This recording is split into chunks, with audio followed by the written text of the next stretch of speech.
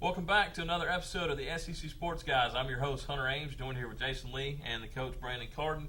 Taking a look this time at the AT&T Cotton Bowl, January 7th, 8 o'clock on Fox. Be played at Cowboy Stadium in Arlington, Texas. Features the LSU Tigers against the Texas A&M Aggies. The Aggies are on a 6-game win streak, knocking off opponents like Texas, Nebraska, Oklahoma, big teams. Other than a few slip-ups early in this season, they've had a pretty good team. They would have been a contender for the Big 12 championship. LSU made it through that vicious SEC gauntlet of teams.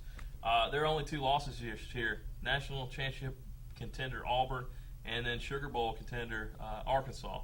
So they fared well. Also, this could maybe appear to be a Texas A&M home game. It's only a couple hours from College Station. But those Bengals of LSU, they travel very well to these games. Carden, we'll start off for you. How does All-American Patrick Peterson and this LSU defense stop this high-powered Aggies team?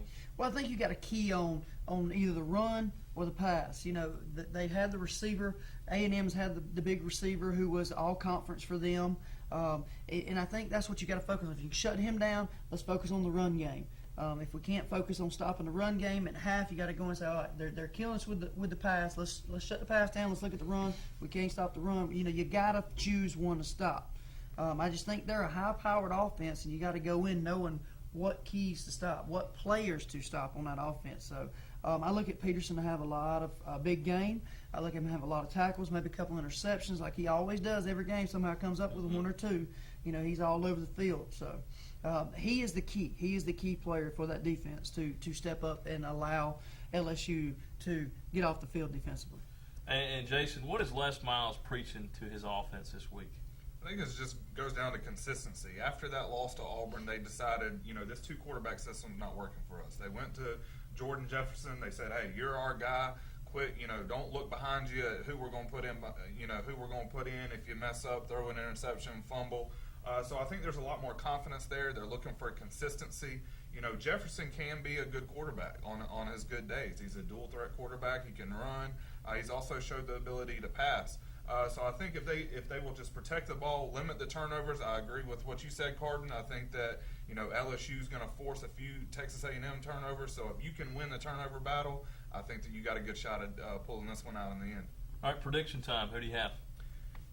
I said that LSU's got to limit the turnovers, but I think that Texas A&M is on a roll. As you said earlier, they're on a 6-game win streak, but they started off 3-3 on the year, so they've really gotten things together, and it's been led by their defense.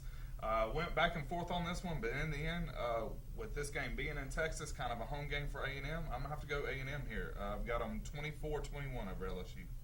Well, I'm like you, Jason. I went back and forth with this game. I kept throwing the teams back and forth and running my mind, okay, they're playing at Texas. It's going to be a home game. But then you throw in, like you were talking about, LSU travels no matter where they're at. So the fan base, I think it'll be split even. I think it's going to come to, like you said, I believe it's going to come to what defense is going to stop it. The way I'm looking at 28-27 LSU. Wow, very, very close. I'm going to take LSU 21-14, and the Mad Hatter is going to. He has had a month to prepare, and I'm sure he will have a few trick plays here, and I think they get it done by a touchdown in this one. Again, that's the AT&T Cotton Bowl, January 7th, 8 o'clock on Fox.